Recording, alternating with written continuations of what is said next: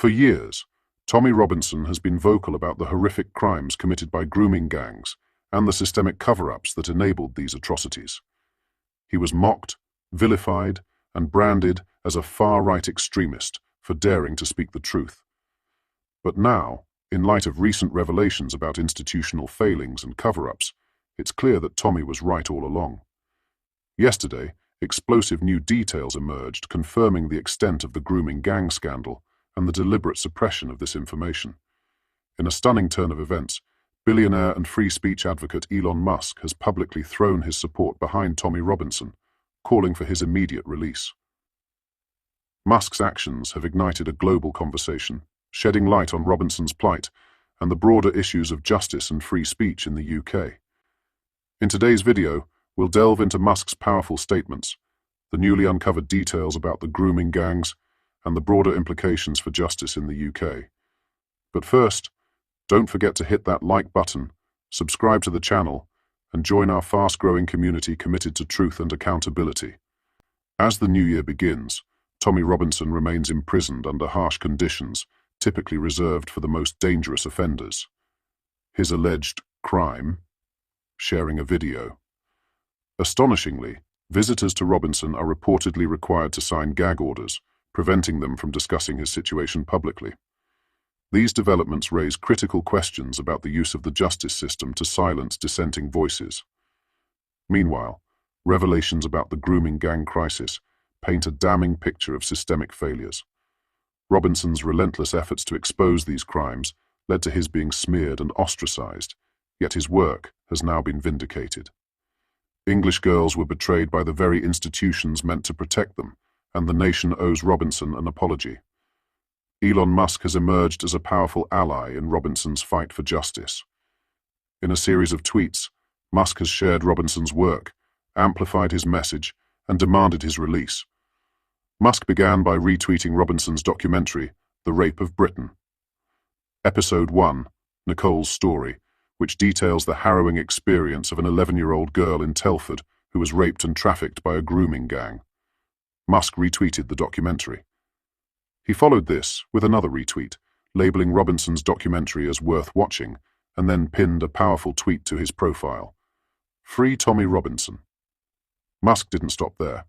He directly questioned the UK's handling of the grooming gang scandal, calling out political figures such as Prime Minister Keir Starmer.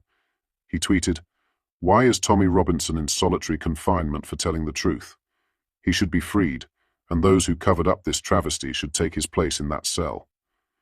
In a further tweet, Musk pointed out, "In the UK, serious crimes such as rape require the Crown Prosecution Service's approval for the police to charge suspects.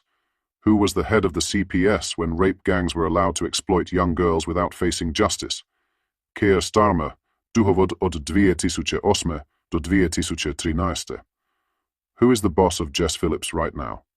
Keir Starmer. The real reason she's refusing to investigate the rape gangs is that it would obviously lead to the blaming of Keir Starmer."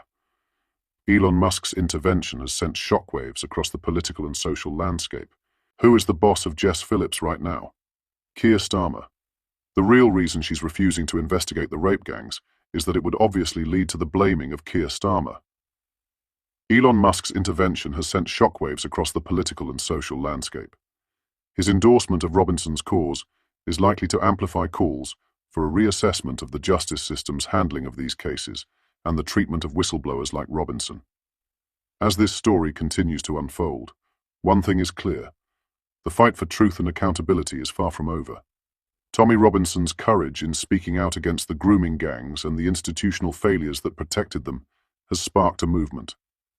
With figures like Elon Musk joining the conversation, this could mark a turning point in the quest for justice. What are your thoughts on this? Let me know in the comments. In other news, the government has formally rejected repeated requests for a Home Office-led inquiry into historic child abuse in Oldham, after the town's council voted on the matter earlier this year.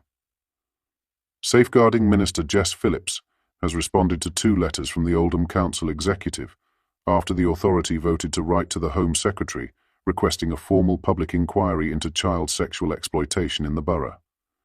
The council also voted to continue its work with survivors and others affected in preparing the framework and to commission an independent inquiry should the Home Office refuse the above request. But Phillips's letter to the council confirms that the government will not intervene.